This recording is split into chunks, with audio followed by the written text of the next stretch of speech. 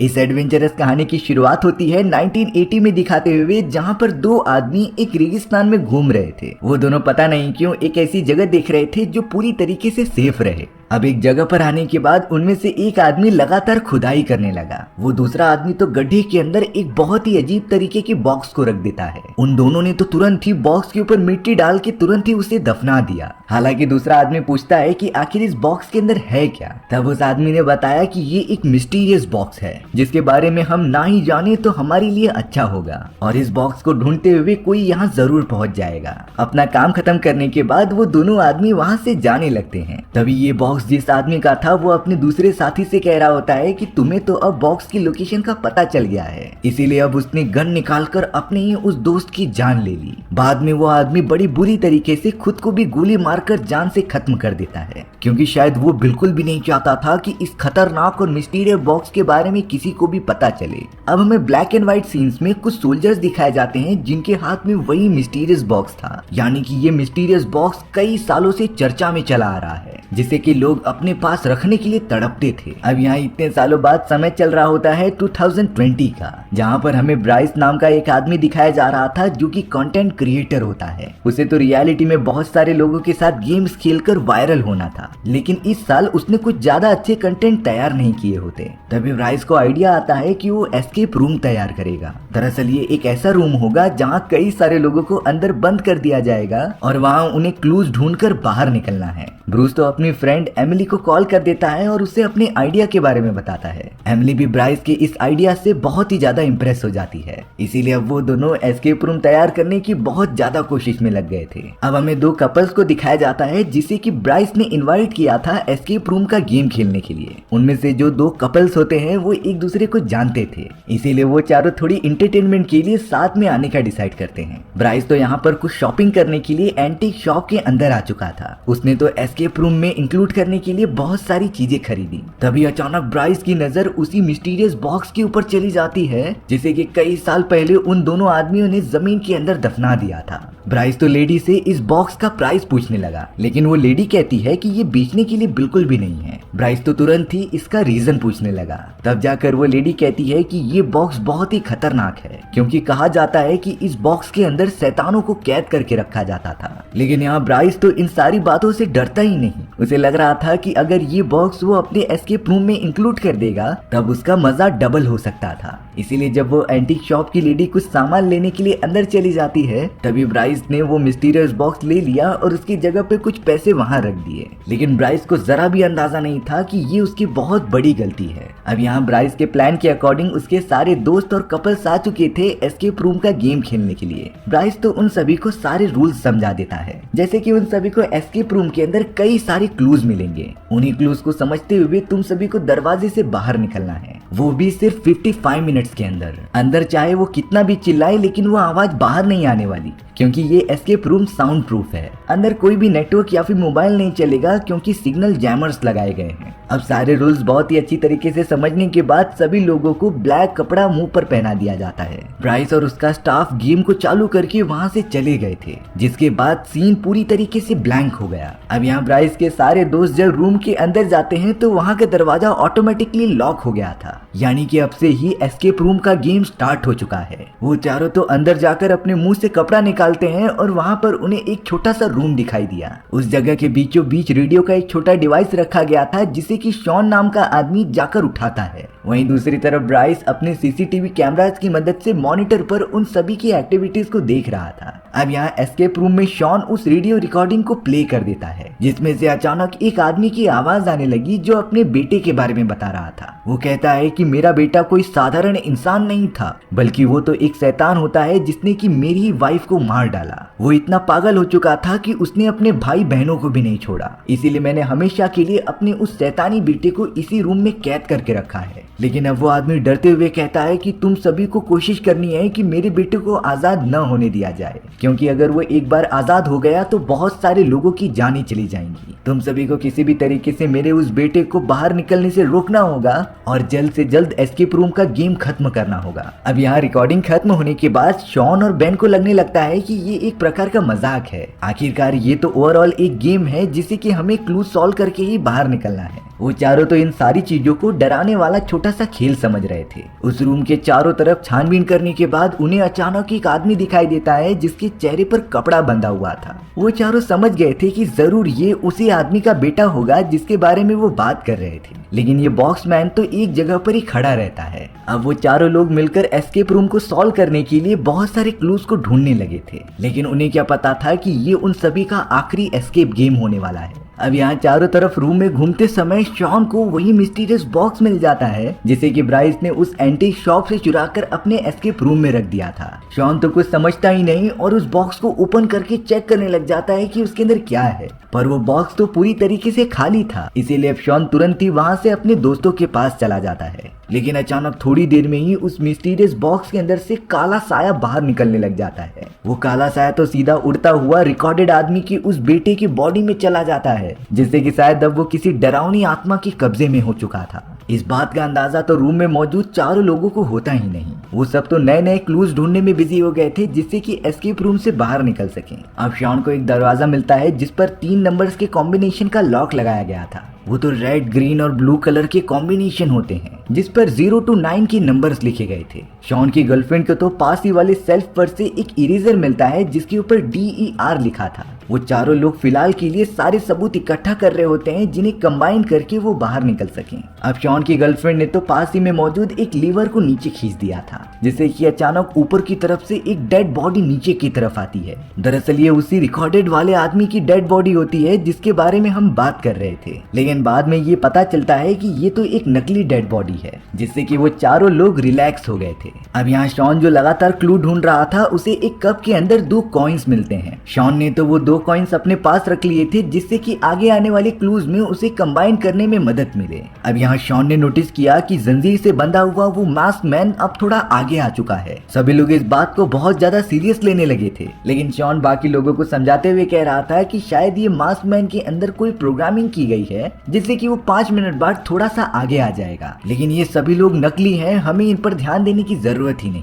ये सिर्फ यहाँ पर हमें डराने के लिए लगाए गए हैं। अब यहाँ शॉन लगातार एक बुक शेल्फ को देखता जा रहा था जहाँ पर ब्लू, ग्रीन और रेड कलर की बुक्स रखे गए होते हैं, लेकिन शॉन को यहाँ पर कुछ गड़बड़ लगती है उनकी क्वांटिटी में। वो सारे बुक्स सेम क्वांटिटी में नहीं बल्कि अलग अलग नंबर्स में रखे गए थे। इसीलिए शॉन अपनी गर्लफ्रेंड से कहता है कि ये जरूर कोई क्लू हो सकता है लॉक ओपन करने का। इसीलिए अब शॉन ने अपना दिमाग लगाया और उन कलरफुल वाले बुक्स की क्वांटिटी को ध्यान में रख लिया। वहाँ पर तो 5 रेड, 2 ब्लू और 3 ग्रीन कलर की बुक्स मौजूद थी। इसीलिए वो तुरंत ही उस लॉक में जाकर इनकी क्वांटिटी इंटर कर देता है। लकीली शॉन का ये फॉर्मूला पूरी तरीके से काम कर गया था क्योंकि अब उस कबर्ड का लॉक ओपन हो जाता है। उस कबर्ड के अंदर तो एक चाबी रखी गई थी जो पास ही वाले मौजूद एक सूटकेस की होती है। शॉन तो तुरंत ही अपने बाकी दोस्तों के साथ चाबी लेकर सूटकेस भी खोल दे रहा था। उसके अंदर से अब उन्हें एक कैंची मिलती है जिसके ऊपर थोड़े से खून के धब्बे लगे हुए थे। शॉन और उसके दोस्तों को थोड़ा सा तो शक होता है पर वो इसे एक हथियार की तरह यूज कर सकते थे। वहीं दूसरी तरफ अब हमें ब्राइस को दिखाया गया जो मॉनिटर पर लगातार उनके ऊपर नजर रख रहा था, लेकिन अचानक उस जगह के नेटवर्क में काफी इश्यू आने लग जाता है जिससे कि ब्राइस का मॉनिटर एकदम ब्लैंक हो चुका था। यानी कि अब जो भी अंदर चीजें हो रही हैं उसे ब्राइस नोटिस या फिर देख भी नहीं सकता। यहाँ एस्केप रूम के अंदर तो शॉन के पास अब एक कैंची थी जिसे कि वो मास्क मैन के पास ही रखे गए एक कार्डबोर्ड बॉक्स को जाकर काटने लग जाता है।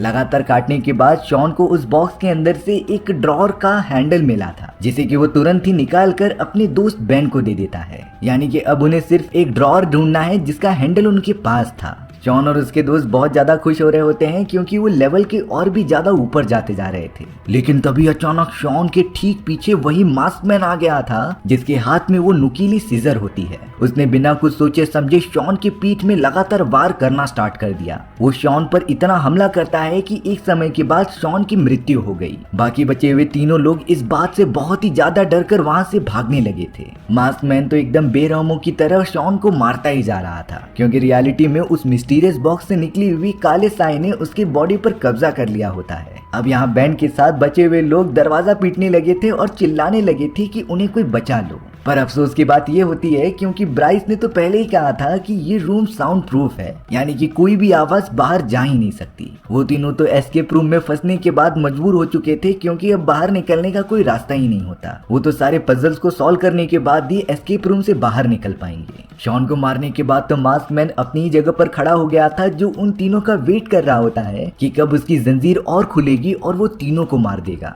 अब यहाँ ब्राइस बाहर की तरफ एकदम टेंशन में खड़ा हुआ था। तभी वहाँ उसकी फीमेल फ्रेंड आकर पूछती है कि आखिर तुम ऐसे क्यों बैठे हो, तुम्हारा तो एस्केप रूम का गेम चालू था। लेकिन ब्राइस ने उसे बताया कि नेटवर्क बिल्कुल भी नहीं मिल रहे हैं, जिससे कि मैं सीसीटीवी कैमरास को एक्सेस नहीं कर पा रहा हूँ और अंदर जो भी हो रहा है मुझे उसका आइडिया नहीं। ब्राइस की फीमेल फ्रेंड ने इस कंडीशन को देखते हुए इस ब्राइस को सलाह दी कि तुम्हें एस्केप गेम तुरंत ही रोक देना चाहिए, क्योंकि अब ये काफी खतरनाक हो सकता था। लेकिन ब्राइस तो इस बारे में तुरंत ही मना कर देता है, क्योंकि वो अपने एस्केप रूम को बीच में ही रोक देगा तो उसे बहुत ही बेकार रिव्यूज मिलेंगे, जिससे कि ब्राइस के आने वाले गेम्स के ऊपर कोई भी भरोसा ही नहीं करेगा। इसीलिए ब्राइस उस गेम को कंटिन्यू करने का डिसाइड करता है।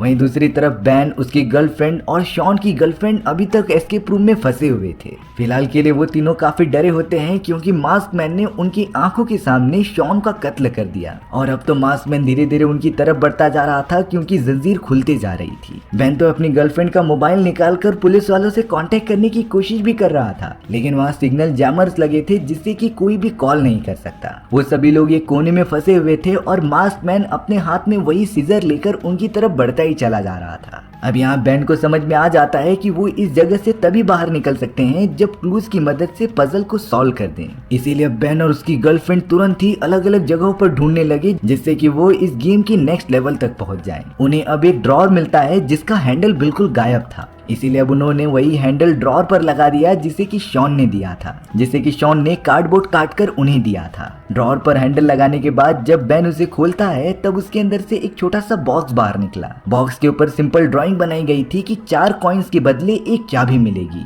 इसीलिए अब उन्हें किसी भी तरीके से 4 कॉइन्स ढूंढने पड़ेंगे। बैन को याद आता है कि उनके पास तो 2 कॉइन्स पहले से ही मौजूद हैं जिन्हें कि शॉन ने ढूंढा था, यानी अब उन्हें किसी भी तरीके से 2 कॉइन्स और ढूंढने हैं। बैन और उसकी गर्लफ्रेंड छानबीन करते हुए 2 पेंटिंग्स की तरफ आ गए थे जिस पर उन्हें कुछ शक हो रहा था, इसीलिए वो दोनों लगातार पेंटिंग्स के पैटर्न पर अच्छे से गौर करने लगे होते हैं। अब यहाँ शॉन की गर्लफ्रेंड को हेलुसिनेशन होने लगते हैं कि उसका बॉयफ्रेंड शॉन अभी भी जिंदा है। शॉन की गर्लफ्रेंड पूरी तरीके से आउट ऑफ कंट्रोल हो चुकी थी और वो धीरे धीरे अपने बॉयफ्रेंड के पास आती है, लेकिन उसे क्या पता था कि शॉन तो मर चुका है और ये सिर्फ उसके दिमाग की इमेजिनेशन है। शॉन की गर्लफ्रेंड जैसे ही उसकी डेड बॉडी के पास पहुंचती है तभी मास्क मैन ने उसी सीजर की मदद से शॉन की गर्लफ्रेंड के सर में हमला कर दिया, जिससे कि शॉन की गर्लफ्रेंड की भी बुरी तरीके से मौत हो जाती है। बैन और उसकी गर्लफ्रेंड इस डरावने सीन को देखकर बहुत ही ज्यादा घबरा जाते हैं, क्योंकि अब तक तो मास्क मैन ने उनके 2 प्यारे दोस्तों को खत्म कर दिया था। अगली बारी शायद उन दोनों की हो सकती है जब तक मास्क मैन की जंजीर और ज्यादा न खुल जाए। अब यहाँ कोई और रास्ता ना होने के कारण बैन और उसकी गर्लफ्रेंड लगातार पेंटिंग को अच्छे से देखने लग गए थे।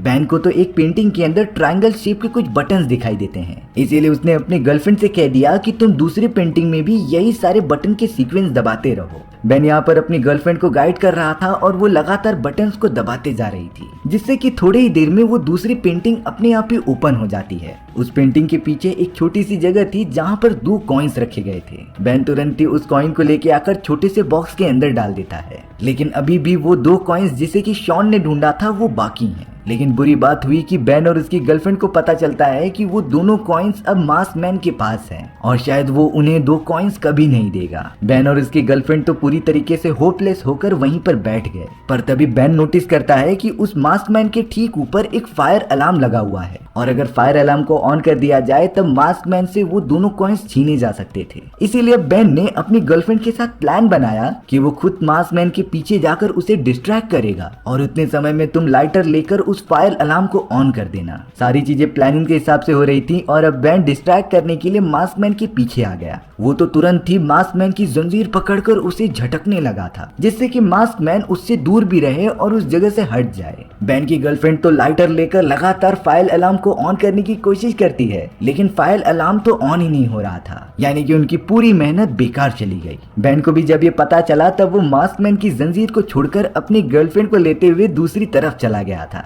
यानी कि उनका ये भी प्लान फ्लॉप हो गया। दोनों कॉइन मास्क मैन के पास ही मौजूद थे, जिसे कि अब उन दोनों को लेना था। सबसे ज्यादा बुरी बात तो ये हो गई कि अब सिर्फ 19 मिनट ही बाकी रह गए थे। वहीं दूसरी तरफ ब्राइस की फ्रेंड उसे समझा रही होती है कि हमें ये गेम बंद कर देना चाहिए, क्योंकि एस्केप रूम के अंदर उन चारों को कुछ भी हो गया तो सारी चीजें हमारे ऊपर ही आ जाएंगी और हमारे ऊपर पुलिस कंप्लेन भी हो सकती है। लेकिन ब्राइस फिर भी इन सारी बातों पर मानने के लिए राजी ही नहीं था। पर अब वो अपनी फ्रेंड के साथ उन सीसीटीवी कैमरास की फुटेजेस देखने चला गया कि जब से उसके सिग्नल गायब हुए थे। उसने शुरुआत से फुटेजेस देखे, तब उसे पता चला कि जब शॉन ने उस मिस्टीरियस बॉक्स को ओपन किया था तब से ये सारी अजीब चीजें हो रही हैं। उसके अगले मोमेंट में एस्केप रूम में मौजूद मास्क मैन, जो कि ब्राइस का ही आदमी था, वो अजीब तरीके से बिहेव करने लग जाता है। वो तो लगातार कैमरा की तरफ देखने लगा था और अब उसने कैमरा के वायर को भी निकाल दिया। यानी कि यही रीजन हो सकता है जिससे कि कैमरा के सारे सिग्नल्स चले गए। अब ब्राइस को सच में समझ में आ चुका था कि जरूर ये चीजें उस मिस्टीरियस बॉक्स के अंदर से हो रही हैं। यहाँ एस्केप रूम के अंदर बेन और उसकी गर्लफ्रेंड फंसे हुए थे। उनके पास तो बहुत ही कम समय बचा था एस्केप रूम को कंप्लीट करने के लिए। इसीलिए अब बहुत ज्यादा सोचने के बाद बेन ने अपनी गर्लफ्रेंड से कहा कि मैं मास्कमैन के पास जाकर वो दोनों कॉइन्स लेकर आ जाऊंगा। हालांकि बेन की गर्लफ्रेंड उसे ऐसा करने से मना कर रही थी, लेकिन बेन कहता है कि मैं सही सलामत वापस लौटूंगा तुम्हारे लिए। बेन अब बड़ी हिम्मत से खड़ा हो जाता है और मास्कमैन के पास धीरे धीरे आगे बढ़ने लगता है। मास्कमैन भी पहले से बहुत ही ज्यादा गुस्से में उसे घूर रहा था। तभी बेन को नीचे गिरे हुए मिरर्स के कुछ टुकड़े मिलते हैं, जैसे कि उसने तुरंत ही उठा लिया था। अब अचानक बेन की गर्लफ्रेंड ने एक ब्रीफ केस उठाकर उस मास्कमैन के ऊपर मार दिया, जिससे कि मास्कमैन थोड़ी देर के लिए डिस्टर्ब हो जाता है। इसी मौके का फायदा उठाकर बेन ने उस मिरर के टुकड़े से मास्कमैन पर लगातार हमला कर दिया। वो तो उसकी एक आंख पूरी तरीके से फोड़ देता है, पर इस खतरनाक वार से भी मास्कमैन को जरा भी तकलीफ नहीं हो रही थी, मानो कि उसे जरा भी खरोच न लगी हो। मास्कमैन तो बहुत ही ज्यादा गुस्से में आकर बेन का मिरर वाला टुकड़ा छीनकर उसके हाथ में घुसा देता है, जिससे कि बेन को बहुत ही ज्यादा दर्द हो रहा था और वो नीचे गिरकर बेहोश हो गया। बेन तो पूरी तरीके से अनकॉन्शियस होने के कारण अब उसकी गर्लफ्रेंड को कोई बचा ही नहीं सकता। मास्कमैन तो लगातार बेन की गर्लफ्रेंड के पीछे जा रहा था और वो लगातार जमीन की तरफ भाग रही थी। बेन की गर्लफ्रेंड चिल्लाते रहती है कि मैं बेकसूर हूँ, मुझे कुछ मत करो। तभी अचानक मास्कमैन की जंजीर खत्म हो जाती है और वो वहीं पर रुक जाता है। उसने तो बेन की गर्लफ्रेंड को बड़ी आसानी से वो दोनों कॉइन्स दे दिए थे। बेन की गर्लफ्रेंड तो दोनों कॉइन्स को लेकर बॉक्स में आकर डाल देती है, जिससे कि वो बॉक्स ओपन हो गया था। बॉक्स के अंदर तो एक और चाबी होती है जो पास ही वाले कबर्ड की थी। बेन की गर्लफ्रेंड को बेन की जान बचानी थी, इसीलिए वो लगातार पजल्स को सॉल्व करते रहती है। उसने तो तुरंत ही कबर्ड को भी खोल दिया, जिसके अंदर से उसे एक राउंडर मिलता है। राउंडर को लेकर तो अब वो एक और बॉक्स को खोलने के लिए आ गई थी, जो उसे लगातार घुमाते रहती है। वो बॉक्स जब ओपन होता है तब उसके अंदर खिलौने वाला जोकर बाहर निकला। गौर से देखने के बाद बेन की गर्लफ्रेंड को जोकर के हाथ में एक नोट लिखा हुआ दिखाई दिया था, जिसे कि वो अपने हाथों में लेकर पढ़ने लग गई। उस पेपर के ऊपर तो सिर्फ UN लिखा था। इस बारे में तो बेन की गर्लफ्रेंड को बिल्कुल भी नहीं समझता।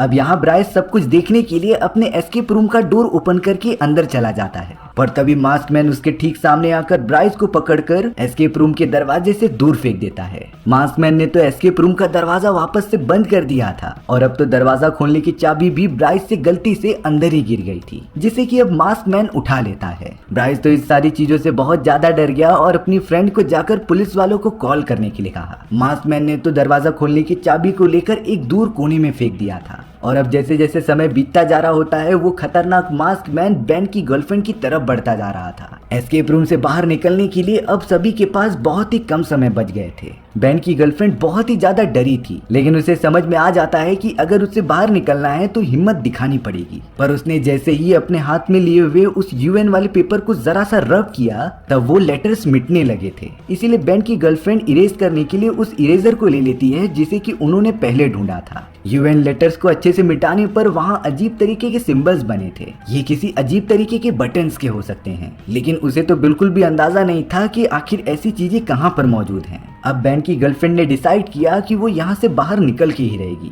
भले ही उसे मास्कमैन का कत्ल करना पड़े। बेन की गर्लफ्रेंड ने तो नीचे पड़ा हुआ मिरर का एक टुकड़ा उठाया और मास्कमैन की तरफ हमला करने चली गई, पर तभी उसकी नजर दरवाजे पर लगे हुए एक पैटर्न पर पड़ती है, जिसके ऊपर सेम उसी तरीके के बटन्स लगे थे जिस तरीके से पेपर में बनाए गए हैं। यानी कि ये 4 बटन्स के कॉम्बिनेशन हो सकते हैं, जिससे कि यहाँ से बाहर निकला जा सकता था। पर अब इस गेम को खत्म करने के लिए बहुत ही कम सेकेंड्स बाकी रह गए हैं। बैन की गर्लफ्रेंड तो अब उस मिरर के टुकड़े को लेकर मास्क मैन पर हमला करती है और तुरंत ही उससे बचते हुए दूसरी तरफ चले जाती है। उसने तो तुरंत ही कार्ड पर लगे हुए उन बटन्स के सिंबल्स को दबाना स्टार्ट कर दिया। मास्क मैन की जंजीर इतनी ज्यादा बड़ी नहीं होती कि वो वहां पर पहुंच सके। और अब यहाँ टाइम खत्म होने से पहले बैन की गर्लफ्रेंड ने उन सीक्वेंस को अच्छे से दबा दिया जिससे कि दरवाजा ओपन हो गया था। बैन की गर्लफ्रेंड पहली वो सर्वाइवर थी जो रूम से बाहर निकलने में कामयाब हो जाती है और अब मास्क मैन सामने आकर उसके लिए क्लैप कर रहा था क्योंकि बैन की गर्लफ्रेंड इस खतरनाक एस्केप रूम से पहली बार बाहर निकली थी। वो तुरंत ही वहां से भागते हुए कहीं दूर निकल जाती है। अब थोड़ी देर में तो वहां पुलिस ऑफिसर्स की एक टीम आ गई थी जो गन लेकर आगे बढ़ते रहती है।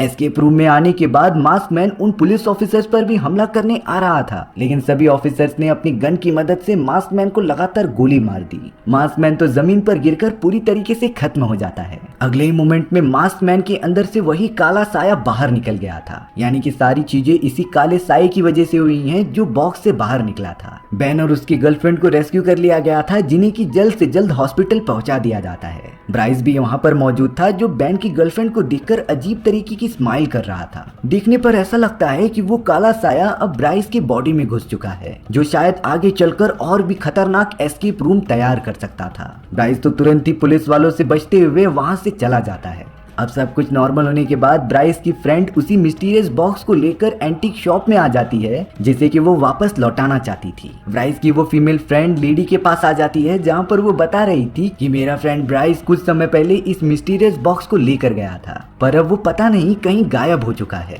उस एंटीक स्टोर की लेडी यही बता रही थी कि मैंने तो ब्राइस को पहले भी मना किया था इस मिस्टीरियस बॉक्स को ना लेके जाने के लिए क्योंकि ये बहुत ही ज्यादा खतरनाक है, लेकिन ब्राइस इसे एक खिलौना समझकर लेकर चला गया। अब वो लेडी ब्राइस की फ्रेंड से पूछ रही थी कि क्या तुमने इस बॉक्स को ओपन होते हुए देखा था कि नहीं। ब्राइस की फ्रेंड कहती है कि हाँ मैंने ऐसा देखा था। तभी वो लेडी बहुत ही ज्यादा टेंशन में आकर कह रही थी कि अब वो आत्मा तुम्हारे पीछे आएगी। उसने शायद अब तक तो ब्राइस को खत्म कर दिया होगा लेकिन अब बारी तुम्हारी है। इसी सस्पेंस वाली एंडिंग के साथ हमारी ये कहानी यहीं पर खत्म हो गई। सो व्यूअर्स, आपको ये स्टोरी कैसी लगी कमेंट सेक्शन में बताना भूलना मत। और अगर आपको मेरा एक्सप्लेनेशन 1% भी अच्छा लगा होगा ना तो वीडियो को लाइक एंड चैनल को सब्सक्राइब जरूर कर देना। मिलते हैं इसी तरीके की मजेदार वीडियोस में, तब तक के लिए बाय बाय।